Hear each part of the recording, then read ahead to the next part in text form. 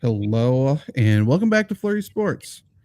Um, either you just watched the worst episode in Hard Knocks history, or you got supposedly clickbaited into this video, and this is me actually telling you, um, don't watch it. Like this, if for any of the reactions, like the past four episodes were definitely good. You know, you watch it, come hang with us, and hear what we thought. You say what you thought of the episode. Everything's good. For this one, truthfully, if you came to this video because you thought you were getting an illegal stream on YouTube, first off, you're a moron. Second off, don't watch it. Like for we're actually doing you a favor this time. I promise. I promise. Do not watch it.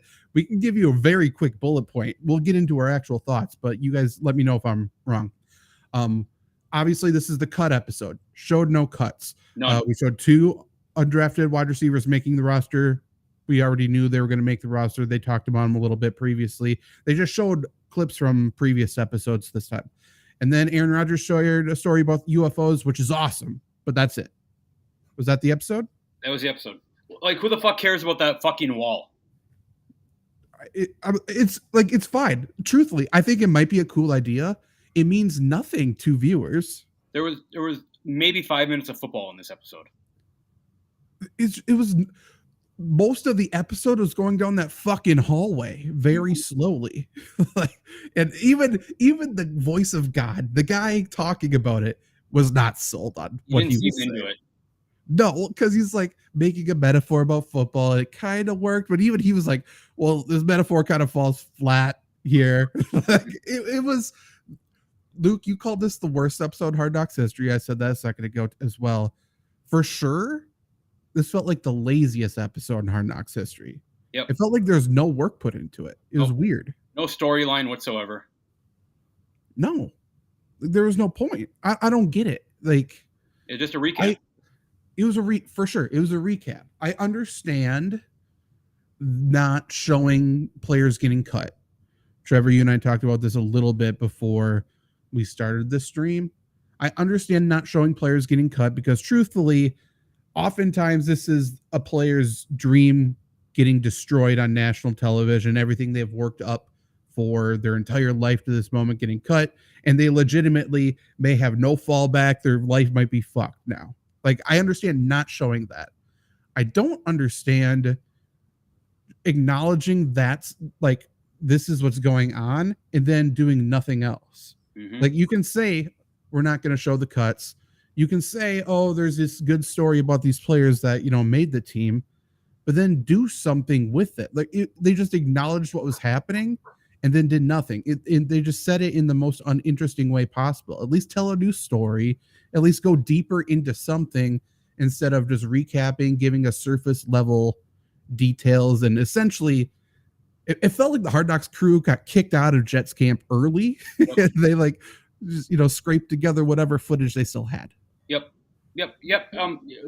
Like to your point to what I just said, like there's no storyline. Like the only fucking storyline was Tanzel Smart, and that was fucking horrible. The receiver is like, it's cool duo, but do we really need to start off the episode with them hugging every single person in the fucking organization? No. Well, on top of that, too, I mean, to your point, it was disjointed. We learned a little bit about Dalvin Cook, not enough to care. There's a great storyline there, didn't touch on it. We randomly threw in the Rodgers UFO story, which was great, but just then give him stories for the whole episode. We saw them go to watch the Michael Jackson show, which was nothing but them kind of singing to the words and half the players not knowing any songs. And then at the end, we saw the wall, and that was it. Like, there was nothing, like, just stick to one part at least. Shout out to the people that were stuck behind the players at the musical. That was the funniest part to me. It wasn't supposed to be funny, but it was the 5-foot girl behind Solomon Thomas. Mm-hmm. I'm like, oh, she paid for this. She paid too much money for this show. Right. And I guess she made it on HBO. That's about it.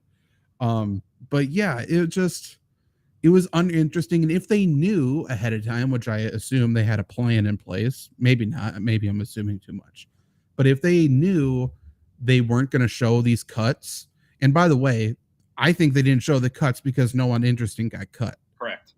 Personally. I mean, no one interesting really made the team that was on the bubble either, but no one interesting got cut. So they knew they weren't going to show cuts. that's when you plan or film like these packages ahead of time. That's when you like film something on Sauce Gardner, something on one of these interesting players, more on Randall Cobb's backstory, not just his family in the stands and that he played with Aaron Rodgers. Like, do something, film that all the time. Yeah, to me, there's a couple of missed opportunities in this episode, right? They showed a little sauce with the sauce, but that was like 30 seconds. Also, how are we not talking about the Bills? This is the biggest game the Jets have had in 10 years. Yeah, massive. Well, and you get Uzama photobombing at the end. He's a great person. We didn't see anything of. We still have not seen anything on CJ Mosley. Obviously, that's not going to happen. And I mean, if you want to put in something funny, put in like Randall's. I don't know if filming would have wrapped up before then, but Randall Cobb's reaction to his fine, like something. All I'm saying is the first episode without Jerome Cap is by far the worst episode in Hard Knocks history. Is that a correlation? Probably. Maybe one person who I would have loved to hear something from, honestly, was Solomon Thomas. We showed him a lot this episode. It felt like they were going to go into something with him, but then they didn't. They just showed him being like awesome around his teammates. He was like, they didn't talk to him. Yeah, like this whole season, Solomon Thomas is kind of like Oscar in The Office, where he's just kind of a side character and there's just absolutely nothing about him. No, this is a guy too.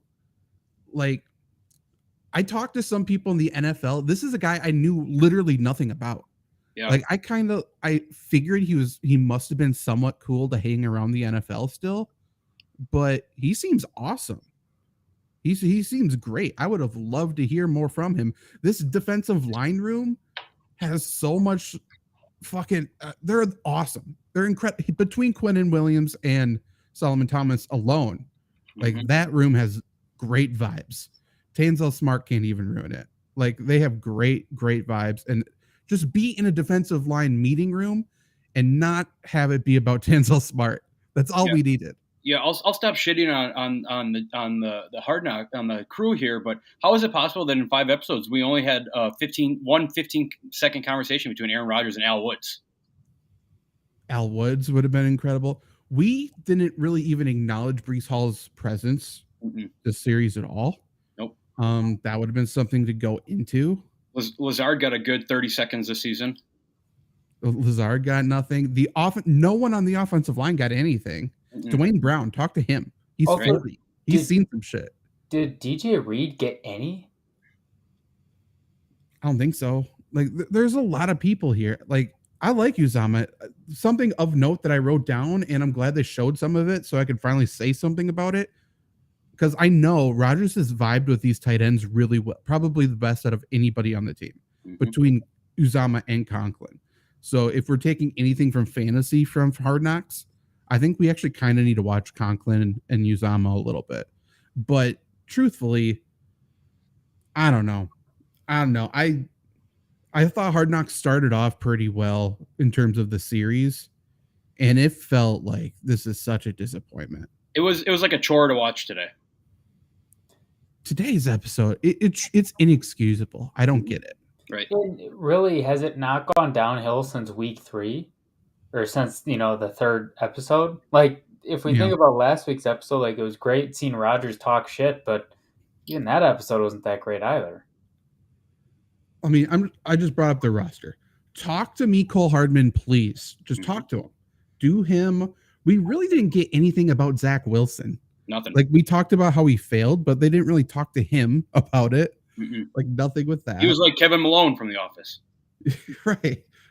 I mean, obviously, we're Packer fans, so Adrian Amos, like, would love to talk to him. He's awesome. Like, that was a guy they should have talked to. I don't know. I mean, Thomas. Oh yeah, we talked about last week how Thomas Morstead got cut, but he was going to come back. That's a cut you could tell. That's a cut you could show. He didn't ruin his life, especially if there's a handshake agreement that he's coming back. That would have been incredibly interesting just to see the dynamic of that. Yep. But nope, nothing there. I don't know. I agree. That's the episode. I don't know. It just sucked. Did I write down anything else? The only thing that I wrote down, Zach, was who the fuck cares about the wall? I mean, it looked cool, but we didn't need 10 minutes on it. Right. It would have been a good 30-second segment. It looked cool. It's a different way to do a mantra, which inherently is a little bit cheesy always, but this is a better way to get people to buy into it, which is all you need with a mantra. So I liked it, but it's not for us. The wall's not for the viewer. It's for the team. Right. So showing it, it's like if they kind of did it a little bit, I suppose, but they kind of cut it short last year with Grit on the wall. They kind of talked to Dan Campbell about Grit, but they didn't talk about the actual wall itself. Right. It's like if they spent 10 minutes on the wall, like, why did they do it? And Stu is right. Who gives a fuck? It's so weird. It's so weird. I will say, though, the highlight, obviously, is the Aaron Rodgers UFO story. That's cool. Yep. It's amazing how it shows how little content they had planned. That HBO's Hard Knocks, in the final episode before the season, one of the biggest seasons in NFL history, because of such a turnover, because there's no Tom Brady, because of the movement of Aaron Rodgers and just historic things happening in the NFL. They spent time on UFOs. They showed some like royalty-free sky images with it, which like, is what the super fuck was lame. that? It was late, but it's still funny that Rodgers is talking about UFOs. And I ask you guys this because I don't know the answer. I don't think he used the word alien once, right? No, he didn't. I was waiting for it, and he didn't. All he said was UFO. Right. I couldn't remember if he used it at the beginning. I know at the end he made sure to clarify, I don't know what it was, but it was a large, unidentified flying object in the sky. Mm-hmm. And I just want to point this out because I can't wait for everyone to be like, of course Aaron Rodgers is talking about aliens. Aaron Rodgers made this into an alien propaganda thing.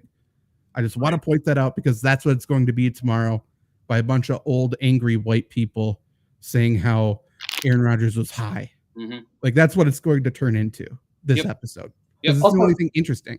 Even if he was high, who the hell cares? It makes it that much more funny. Everybody loves the high friend that has wild stories. Well, also, he just didn't say anything. He didn't accuse or jump to conclusions on anything. That's why, like, he was so level-minded, level-headed about the entire situation, where truthfully, if you went into it without bias, there's no way you could hate what he was saying. Correct. But I know what people are going to do with it, which is what makes me upset. Correct. I have a good UFO story. Go for it. So, a couple summers back, probably 6-7 years ago, I was in Utah on a house. I stayed on a houseboat for 2 weeks. Great alien place. Yeah, those skies are as clear as you will ever find in anywhere in the world. We had a huge like fireball come through the air. This is probably midnight, 1 a.m., something like that. It's pretty cool. And you could like hear after it goes down, you could like hear everyone across in the water. Whoa, what the fuck was that and shit? And then like 4 days later, we left and we went back. We went to Colorado and we looked it up. And it was just Chinese space junk, but it was pretty sweet to see like a huge fireball come through the air in that open area. Yeah, that would be wild. Yeah, as long as it's not heading for you. Yeah. No, it was awesome. Yeah, I bet I can find that. I'll look for it on the news. I bet I could find that. Stu, we do need a Trevor and Amaranth date stream for anyone who knows who Amaranth is. We got it. Yeah, let's do it. I'm sure she'd be out. I don't know who that is. Perfect. I think that's better. That's better. Blind date. Yeah. That's such a Twitch comment. I love it. Right. I mean, Stu, I'm guessing you didn't watch Hard Knocks. If you did, let us know if you. Sure, exactly. I'm sure Trevor has no idea who she is. But let us know if you watched it, or if anyone who's watching watched it. If you agree with us that this was arguably the worst episode in Hard Knocks history, I would love to know. Or if you're watching after the fact, comment, please. Is there, and I know it's really hard to tell right now, but is there any like team that you guys really want to see next year? I mean, Packers would be cool. Right. It's hard for me not to say the Packers. Right. We just want your blind loyalty, Stu. That's all we're truly after here. So don't watch it. If you're a fan of Hard Knocks, do not watch the episode. I would kind of like the Bears. I just want to see. I think they have storylines there. I think their new GM is something. Justin Fields, seeing who he is as a leader, seeing that coaching staff, that could be all right. The historic teams are That it's cool. Yep. Because there really hasn't been. Yo, can that you much. imagine if they did a Bears episode in Platteville, Wisconsin? I would lose my shit. You know who I would love? It's not going to happen. I would love the Patriots. Yeah. Yep. That's a team who I think actually could miss the playoffs, and they would be eligible then. Browns too. I think would be fun. Browns would be interesting. There's something there. Mm-hmm. Anybody else? I don't even know. Cardinals are such a dumpster fire. It could be maybe, fun. Maybe one of the AFC South teams. Like I wouldn't mind seeing the young guys. Yeah. I mean, I'd like to see D'Amico. So Houston's fine. I love D'Amico. Yep. And I have nothing against Stroud. I'd like to see Jim Irsay. Yeah.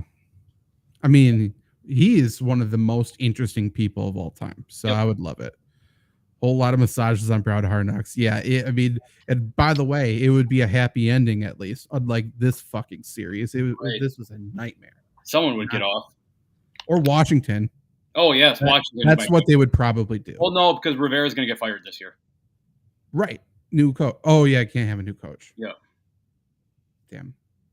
Maybe they'll break the rules for it. I guess I don't know. So I guess like after watching Hard Knocks, do you guys have like any hard thoughts on the Jets? Like, are you rooting for them? Where do you think they finish? Anything like that? Did that hype you up for the Jet season at all? I think they're great. I think they're very good. I drove to Iowa to make another bet today, and I bet them along with other teams to make the playoffs again. Minus 148 to make the playoffs. Don't understand it. Yep, easy money.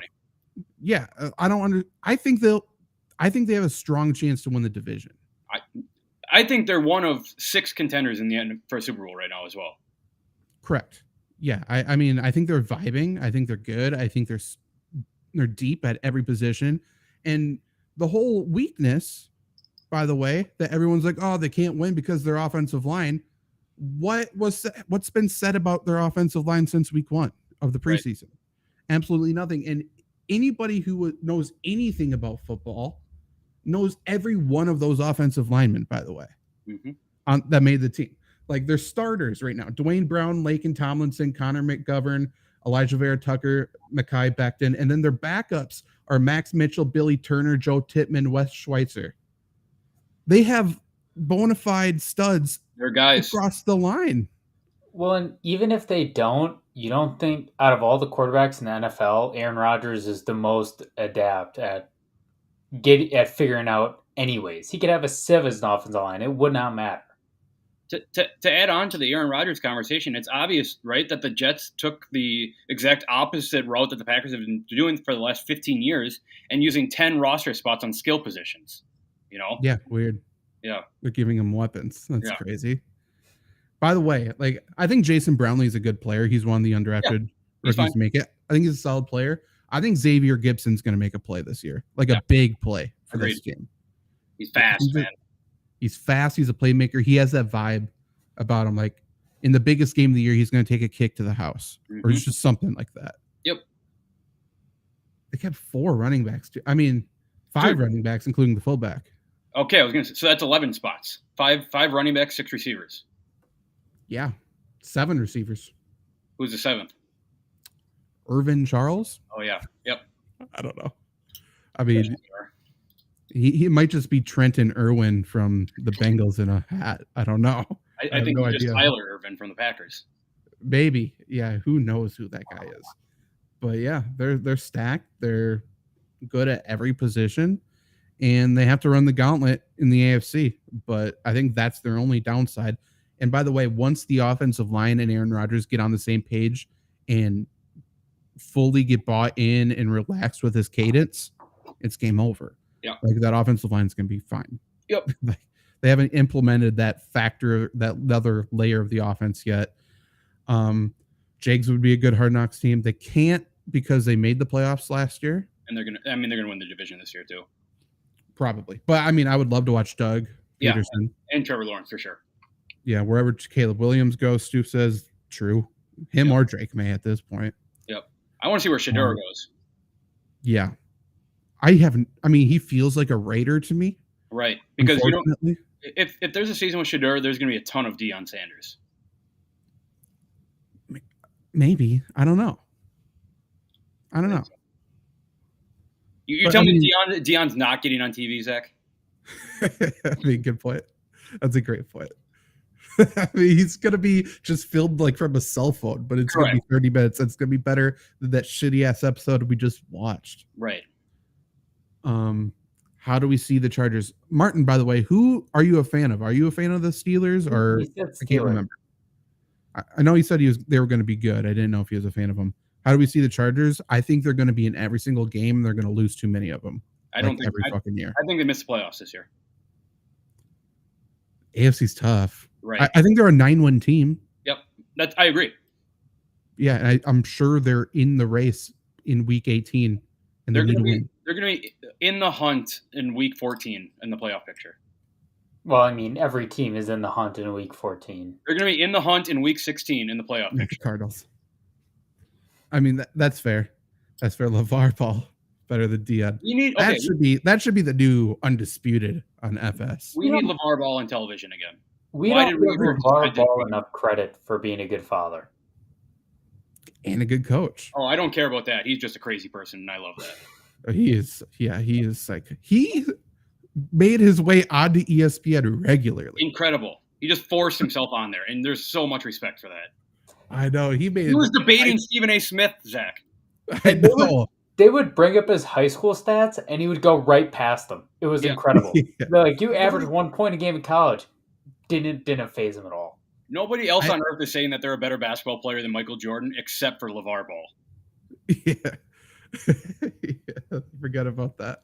I mean, I hope I know he ran a business into the ground. However, they're still going.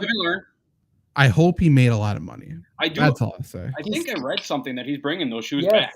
Yes, he has new shoes coming back, and he has a shirt that says "Success takes balls." LeVar and BBB are back with another attempt to completely take over the shoe game. Yeah, LeVar is back, baby. He's back. I'll be open-minded, but boy, those shoes were bad. Well, it makes sense. Those were worse than like the Starbury. Yeah, Walmart. It makes sense. They're even worse. Playing basketball anymore. Man. Okay. Scrolling up a little bit. How do we see the Chargers? Said that he likes the Bills and the Steelers. I mean, two solid teams, gritty teams. I like it. I could see, and it was kind of so cool. Martin saying, he thinks the Steelers and the Bills are going to make the playoffs. I agree with that, but I can see the Bills missing the playoffs this year. I agree. There's like making the playoff parlays, preset parlays on the sports book today, and I avoided the Bills specifically. Yeah. Like, I think I had one like Chiefs, Jets, and 49ers all to make the playoffs or something, and it was like plus 200. Oh, easy. Like, okay. I know. It's your money right there. Yeah, I don't get it. But yeah, Bills, I feel like, I mean, again, I've been saying it a lot, but McDermott's the defensive play caller and the head coach now, so he's wearing two hats. He's going to take a step back. Defense all gets older. They were already an aging defense. Yeah, and Josh Allen's a stud, but how come nobody talks about him leading the league in interceptions last year? Yeah, I don't know. He had some really bad plays last year. In the playoffs, too. Yeah. Yeah, I think their offense could be better than they were last year, but I think the rest of their team is just going to be worse. Yep. So I think it's tough. But I mean, they're still very good. I like criticizing them, probably 9-10 win team. Right. Honestly, Stu, like Bills Jets week 1 decides the division. It could. This is a massive week 1 game. Yep. Good thing there's nothing talked about it in Hard Knocks. Right. Not even acknowledged. Not even a little bit. Not even, okay, now we're preparing for Buffalo. Just say the word Buffalo Bills and I would have been happy. Yeah. Something. The defensive line, the defensive coordinator, somebody like, now we got to focus on figuring out how to stop Josh Allen. Something. Yep. Oh, the one thing we didn't get a Salah reference to another NFL team. So that was kind of interesting. True. I was waiting for him to bring in like Buffalo to that, climbing the mountain thing. He didn't bite. No. I did like the 50 Cent in this episode. They got a little 50 Cent music going. But like, how do you not bring him on the show? 50 Cent? Yeah. I mean, he's a New York guy. I guess. I mean, he was a California guy a couple years ago too. Well, yeah, that's all right. We don't need 50 Cent. I like the music. We don't need to see. Then bring on Jay-Z. Sure, or sure, Nas. for sure. Yeah, anyone but. I mean, who were the? It was the Karate Kid. They showed. They had Method Man, which was good. Method Man was on the show. The or first just episode. music? Yep. The first episode, he broke down the huddle at the end. God, that feels like forever ago. I don't even remember. And call me Buffalo Bill. Put the lotion in the basket. Okay. I mean, I got nothing else. I want to say something. No, I want to say something to all those fucking idiots who are commenting, thinking that they're going to find a stream of Hard Knocks on YouTube. How fucking stupid are you? Have you ever been on YouTube before? Yeah, I don't get it. Yeah. I don't get it, but keep clicking. You'll find something. Keep clicking ours. 12,000 clicks later and like 200 dislikes later. Mm-hmm. Like, Hey, sorry Zach, about it, dude. Zach, should we tell them where they can send their unpleasant comments to, or no? That's true. Like, if you are that upset, please just submit all comments to Hannah Bruner at Elk Mountain School District. Just send them all her way. She'll sort through them. The podcast is not going right now. She's got some extra time. It's all good. Martin wants to know, since we're Packer fans, how do we see the season going? 6 wins. 6 wins. I think the betting line's 7.5. They are projected to lose the division officially now, but they're behind the Bears. They're 4th in the division, and I think that's fair. No, I think they're the worst team. I think it's fair. I think they won 5. We had this conversation last week. I disagree with you guys on that. And that's fine. Again, talking about big week 1 games, I think the week 1 game between the Packers and Bears might determine who's the last team in the division. Sure. Possibly. We'll see. Martin, I do not think that Jordan Love's a bust. I think he just got put into the wrong situation. Horrible situation. And he'll be labeled a bust. Yeah. But truthfully, he's had nothing. Yep. He hasn't been given a chance to succeed, and not like a chance to play, like just a chance to be successful, really. Because he's been learning, he's been preparing. I do think he's much, much better now than he was a couple years ago, right? Of course. But the situation's bad. The situation's still terrible around him. Yep. Like his receivers have the highest is 1 year of experience in the NFL. And the receivers I think you could argue his situation is worse than when he came into the NFL because he has no offensive players and their defense is worse. Well, there's going to be people who argue the Packers finally invested in playmakers on the offense. And that's true. But you can't just get rid of everybody and just have all first-year guys or second-year guys, which is literally all it is. Like, it just doesn't make sense. The schedule's fairly easy, says Stoof, and you're correct. Yeah. Very patty cake schedule. It's fairly easy for a good football team. Right. Jaden Reed, Martin asks. I think he's been pretty good. I love Jaden Reed. He's an awesome guy outside of football and everything. He's been a few really nice catches, actually. And, the reason for those nice catches were terrible throws, but we won't get into that as well. He has Madden 24 now. How do you like it? Luke, by the way, has figured out how to run the football, and I feel like it's opened everything up for you. Yeah, but I don't really know. He's still 3rd in the division. I don't really like running. That's fair. I mean, I'm pissed. I'm pissed that I can't throw more than 10 yards downfield. That, if you guys knew me in Madden, every single one of my passes is going 30 yards downfield. I mean, set it up.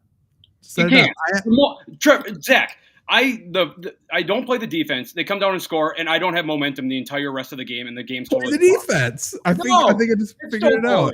It's a very easy solution here, and you just refuse to take it. Just blitz. If your defense is giving up points every time anyways, just blitz every time. No, I'm trading for good guys so the computer is better at defense. Yeah, have fun with the cap hit for that. Have fun. Hey, I still have $80 million in cap space right now. All my guys that goes away real quick, let me tell you. Yeah, the penalties are weird. I don't know exactly how it's. I have all the guys I need. I have them signed for 4 years. Okay. The guys you need are, you're 3rd still, right? You got to get better. What did you say? You say all the guys you need, but then you just said you had to trade for more people. Well, the guys that I want to develop is what I mean. The guys who I'm going to have on my team in 5 years, they're good. They're fine. Okay. Yeah, I mean, I'll Kevin. trade you some defensive players. I want draft picks. So. I have 0 draft picks in the next 3 years. Okay, great. Okay, the Los Angeles Rams. Yep. Which mode do we play? We play online franchise together. Ultimate Team's very fun as well. Like the season's kind of started and you're kind of already out of Ultimate Team because there's a lot of shit going on. But Martin, if you get like Madden next year and you want to play Ultimate Team, it's very, very fun. Ultimate Team got ruined, in my opinion, when they started adding too many cards and they went all in for the money. Well, I like all the cards. I like changing my team all the time and shit.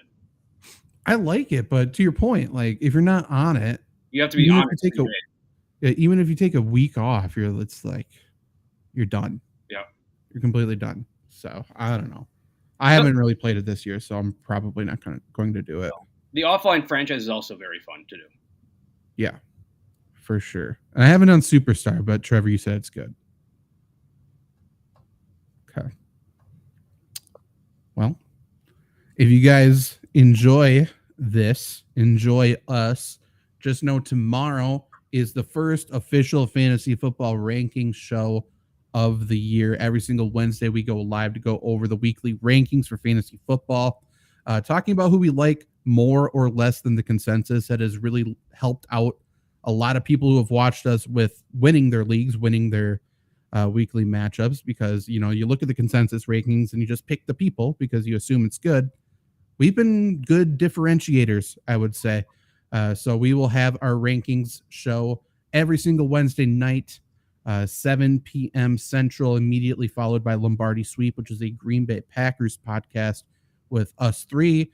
And sometimes Janet doesn't have a voice. Sometimes she's not there. But it's pretty much steady, us three.